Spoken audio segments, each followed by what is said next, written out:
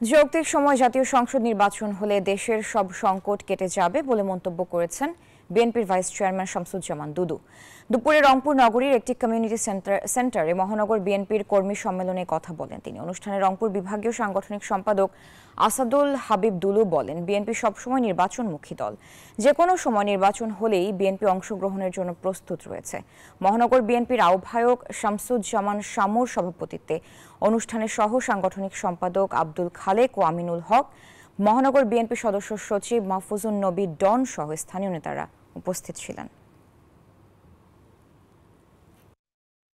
নির্বাচন খুব গুরুত্বপূর্ণ, না হলে যে সংকটগুলো তৈরি হচ্ছে সেই সংকট থেকে দেশকে রক্ষা করা, বিতর্কে হিট করা, এটা খুব কঠিন হবে। বিএনপি তো সবসময় নির্বাচনমুখী দল, আমরা সবসময় প্রস্তুত।